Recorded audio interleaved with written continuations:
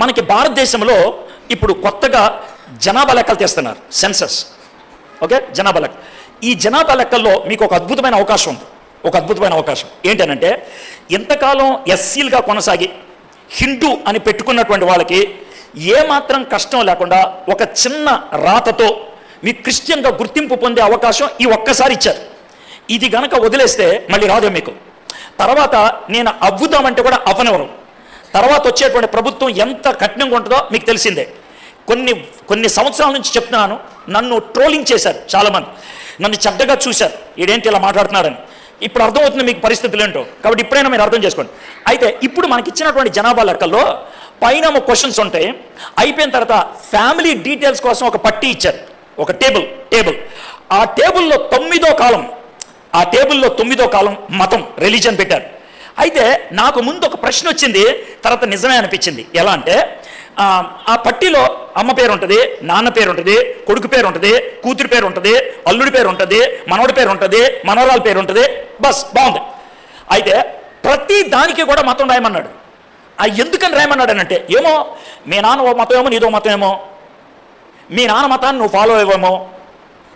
అంటే భారత ప్రభుత్వం ఏం గుర్తించిందంటే, మతం అనేది కుటుంబానికి సంబంధించింది కాదు, వ్యక్తికి సంబంధించింది. నాకు నచ్చింది. అర్థమైందా? అందుట్లో వాళ్ళు ఇచ్చినటువంటి ఆప్షన్స్ 6 మతాల పేర్లు రాశారు. 6 మతాలు. మొదటి హిందూ, రెండోది ముస్లిం, మూడోది క్రిస్టియన్, నాలుగోది బౌద్ధ మతం, ఐదోది సిక్ మతం, ఆరోది ఏదో పెట్టారు, మర్చిపోయాను.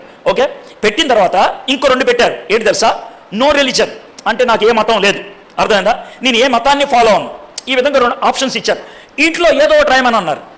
అక్కడ నాకు అర్థమవుతుంది ఏంటంటే, నా సొంత రక్షణ అన్నదాన్ని వాళ్ళు కూడా గుర్తిస్తున్నారు. మతం అనేది ఎవరు కాదు.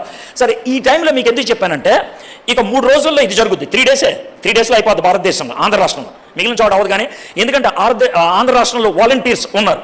సో మీరు ధైర్యంగా క్రిస్టియన్ అని రాస్తారనుకోండి, మీకు వచ్చేస్తుంది క్రిస్టియన్గా. ఇంకా మిమ్మల్ని ఎవరు అడగడం, మీకు సర్టిఫికేట్ వచ్చేస్తుంది, చాలా ఈజీగా అయిపోద్ది. లేదు సార్, నాకు రాయితీలు పోతాయి, నాకు ఉద్యోగాలు రావు అని అనుకుంటే యేసు ప్రభువుని వదిలేసాయి. నేనేమంటలేదు, నేనేం బలవంతంగా చేయట్లేదు. ఓకే, నువ్వు హిందూగా చలమనైపో, జై శ్రీరామ్ అను, అయిపోయింది, నో ప్రాబ్లం, దానికి ఏం ప్రాబ్లం లేదు. అయితే నేను ప్రైజ్ ద లార్డ్ అంటాను, కానీ నాకు మాత్రం ఇవన్నీ కావాలి అంటే కుదరదు. అది వణకడం అంటే ఆ వణుకుడు మీ జీవితంలో ఉండాలి. కానీ నా జీవితం సాఫీగా అయిపోవాలి, ప్రయాణం అయిపోవాలంటే కుదరదు. పౌలు భక్తుడు భయముతోనూ వణుకుతోనూ ఈ పని చేయమని ఎంతో అంటే, నువ్వు కాంప్రమైజ్ అవ్వడానికి వీల్లేదు, నువ్వు కేర్లెస్గా ఉండడానికి వీల్లేదు.